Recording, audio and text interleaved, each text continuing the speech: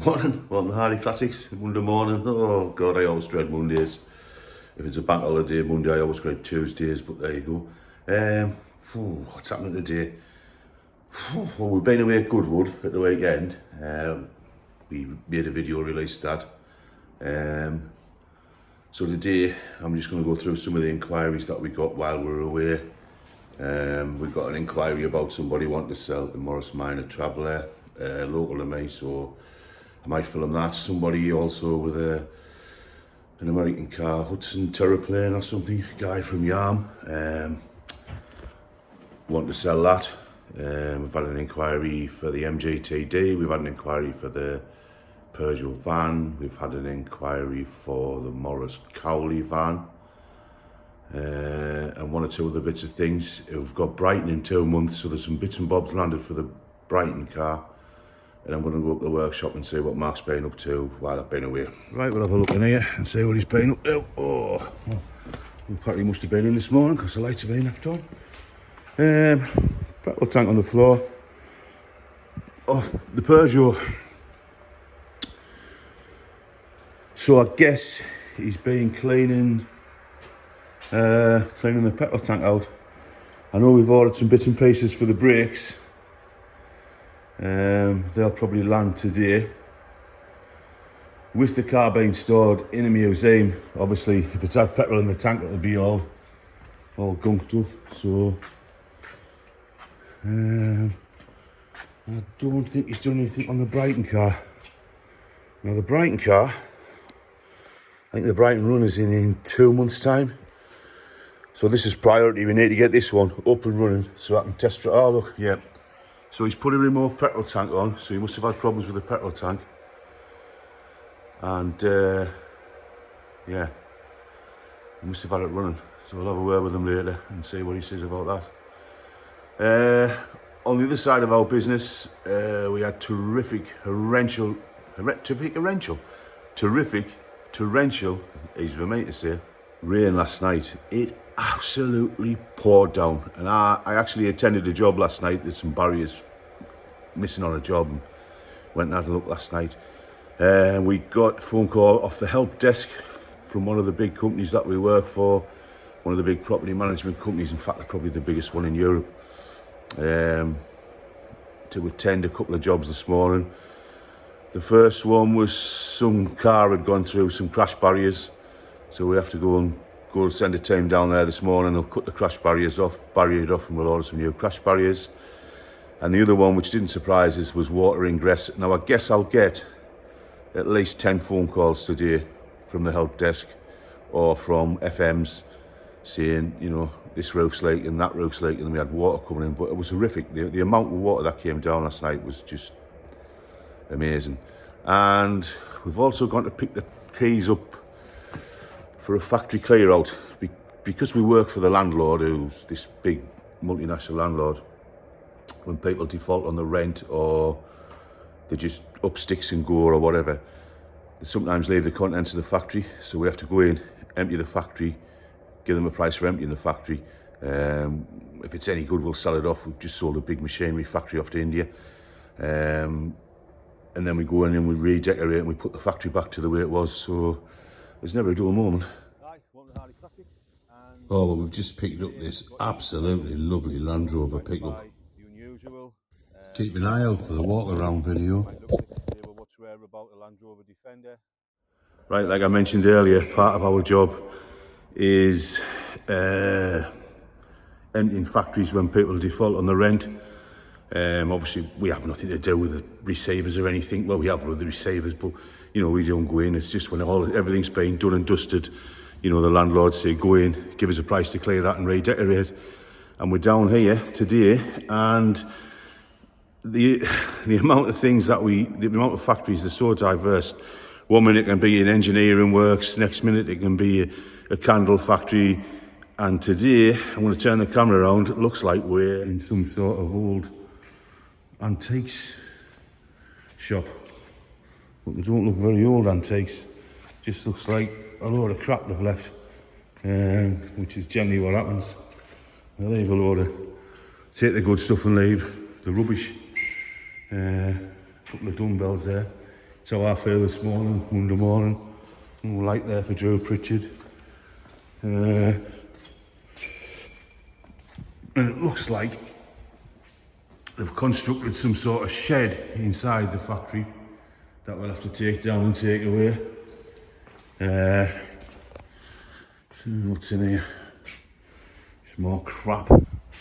Yeah, they've built a mezzanine floor with dubious construction, and there's a bit of railway track there. Oh, we'll have a look upstairs. These stairs don't look the best either. We'll have a wander up here. Oh, what's up here? Right.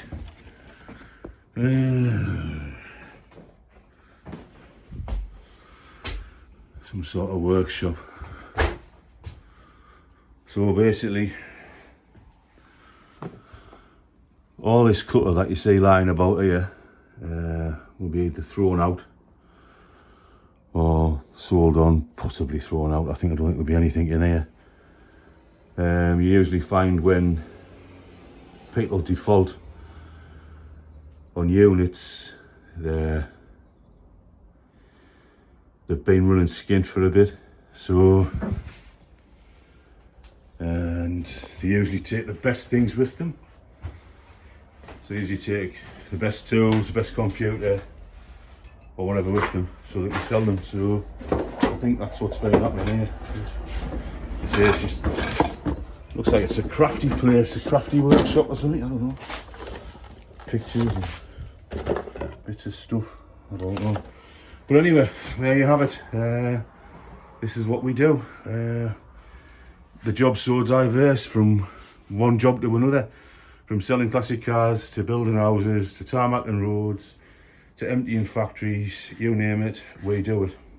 And you usually find that these makeshift things inside the factory, you've had some sort of makeshift electrician here, so obviously we have to get all this checked out and signed off by a professional electrician. Looks like they've had Billy Bodgett electrician in here.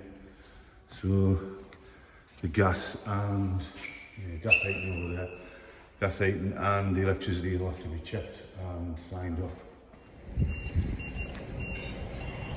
Well, I just sent Patrick and Ellie down to Southampton to pick a couple of cars up.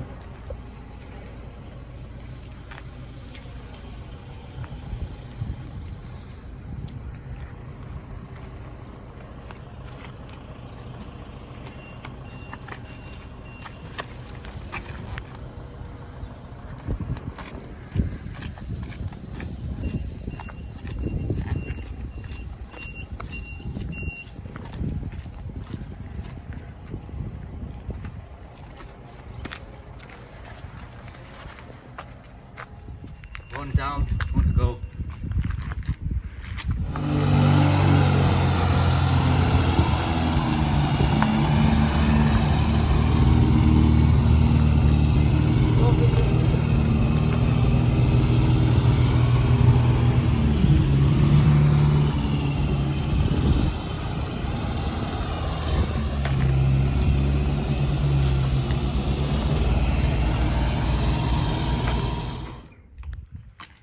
What do you think of the Mini then? It's a bit bigger to what I'm used to carrying. Load it up. I'm back to Durham. Not the heaviest load we've ever had on here.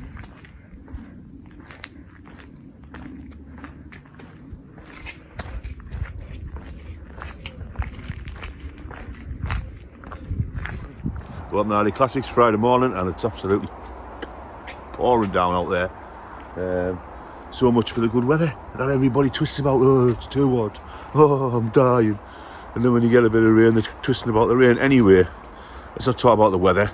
Let's talk about what came in last night after a pretty long journey, 20 hours on the road. Because everybody thinks buying and selling cars, oh, it's easy. Oh, he just sits there and he buys cars and sells them. Yeah. Well, the easy job is the 8 hours a day, or the 10 hours a day, or the 6 hours a day waiting for tarmac to turn up. That's the easy bit, believe me. Anyway, I'll flick this around, stop the whinging. Right. A nice little Mini on the back of there, all restored. which is nice, and a nice little bubble car with all the bits to finish it. I hope. They always say you've got all the bits to finish it. There's always bits missing. But we have got another one. We've got another 2 of these actually. So if we do need any bits, that shouldn't be a problem. Flick the camera around, and there she is. Look at that. She was MOT'd yesterday. Flew through. No advisories. Honestly. Look. I just. Do you know what? I really would like to keep this for myself, to be fair, but I just can't get away with them. I love them. I think they're fantastic trucks, but it's just, where do you keep them in? How would I keep it in that condition? How would you keep the exhaust like that? How would you keep, you know, the step on the tow bar? Like, I wouldn't. So it needs to go, to be fair. Aye, Saturday morning in the garage, Hardy Classics. Saturdays doesn't make a difference to me. Sundays, it's all the same day. It's just another day. It's unusual because this weekend we're at home. We're normally away either buying cars or at events or, you know, dropping cars off or whatever. Anyway, we've been away picking cars up this week. So what we picked up, I'll turn this round. So we picked up this little bubble car at an auction. And if you're wondering why the dehumidifiers in it, it's because it's been on the back of the truck for a day or 2 and we've had nothing but rain. I mean, it's poured down. So we've mopped it up the best we can and put the dehumidifier in. We'll put a cover over it. Mini, that's another one we picked up the other day. We've just got it back. Looks a nice little thing, tidy little thing. Again, absolutely soaking wet, so we'll have to dry it off. Put the dehumidifier on it. Catch up on the Peugeot van. Well, the Peugeot van we picked up a couple of weeks ago. And just to clarify a couple of things with people who watch my videos, just because you're buying something at an auction, don't think you are getting a bargain, because you couldn't be further from the truth, if I'm honest. The reason we buy from auctions is because there's not that many private people out there selling cars, and I can look on the internet, on an auction website, and I can find the car that I'm looking for, do a bit of research on it, then go and view it, and then buy it.